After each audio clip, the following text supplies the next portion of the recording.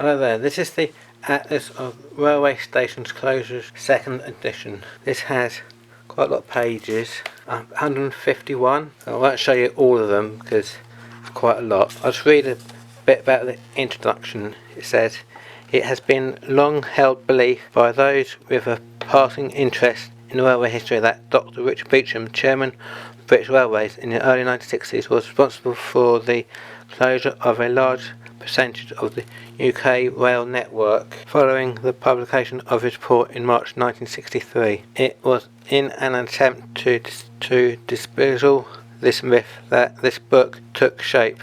In order to simplify the colour coding, a range of eras and decades was chosen. These are to highlight the period of greatest change. The second edition has incorporated a significant colour change for the sake of clarity. The blues used in the first edition to highlight lines and station closures in the 1940s has been replaced by purple. There are also some additional insert maps to provide greater ease of reference for complex areas." There's a bit about it there. What we've got here is a diagram of maps, so they've covered all of Britain. Each of those squares is a page. As you can see, you've got Liverpool, Manchester, West Riding, Derby, Nottingham to Sheffield, Greater London, to see the Thames there, so basically all over Britain. I think that looks like Scotland. Going south a bit, like Newcastle area, loads of maps like Hull area.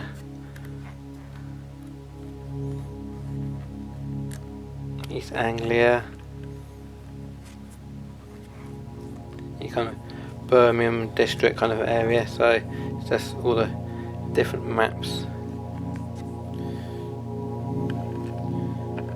Down by the Isle of Wight, this is their little gallery. There's lots of photos to go through, so I'll just show you some of them. Market Drayton closed to passengers in 1963 and to all traffic 4 years later in May 1967. By June 1967 it awaited demolition. Quite a lot of these probably don't even exist even more. Now here's an interesting one. Halesowen closed back in 1927 but freight still passed through for some decades. This is the view looking towards Northfield Junction at Rubery in 1966 of June. So it's still got a pannier tank there, and it's all like, it's like lost its roof there, platform really bad state, loads of weeds and grass, yet there's still a loco at the station. Granton on Spur East on the former Great Northern and Scotland Railway closed 18th of October 1965.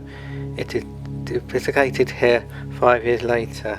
Quite sad to see some of these stations go. Above Bradwell closes to passengers in 1964, although the line continued to be used for freight till 1967. Newport Pagnell to Wolverhampton freight is seen passing through the closed station in September 1966. That seemed to happen quite a lot. Even though the line closed for passengers, it's still used.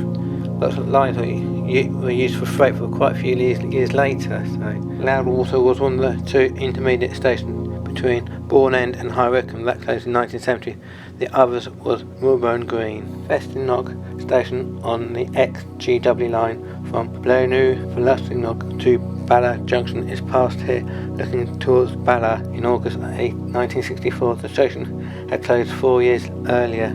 The Tallinn Junction closed in 1962. Linesworth to 3 Cocks left and Newport right. This is another interesting one. Gladstone Station View looking towards Allenwick closed passengers in the 1930s, but the station was still dealing with freight 30 years later. See what I just said about stations closing for passengers, but they're still being used for freight. That's quite interesting, that. Oh look, there's a Bullard Pacific there.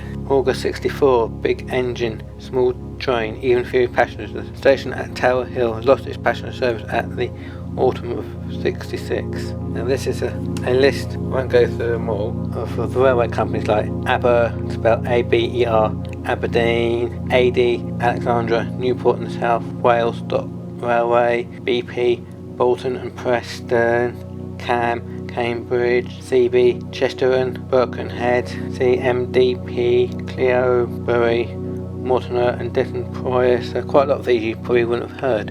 EK, East Kent, GBK, Glasgow, Birkenhead and Clanmornock joint, GP, Glasgow and Paisley joint, GW, Great Western, there's loads of them, LN, Llandudno and Newton, LNW, London and North Western, LT, London Transport, MUM, that's quite a funny one, Swansea and Mumblers, Oat, Oxford and Aylesbury Tram Road, PT, Port Talbot, Van Light, SEC, South Eastern and Cheltenham. And then here we've got the index for the map in the front, on the front pages, quite a few.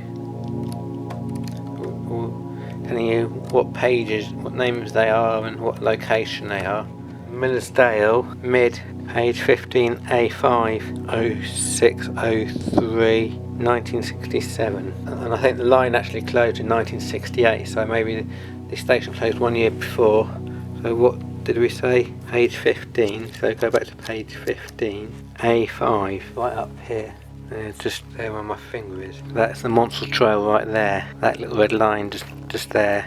See, it says Cheetah Tunnels, Lytton Tunnel, Crestbrook Tunnel, Bakewell, Hassop. So from Bakewell up to Millersdale's Junction, that is the Monsell Trail. But you've got Peak Forest where it goes, that bit there. That is still, funnily enough, guess what? A freight rail. I mean, it did once go to it was passengers as well, but they'd use it for, and it comes right across here. Now at Roseley, right down to Matlock, that is actually still a steam railway heritage railway line.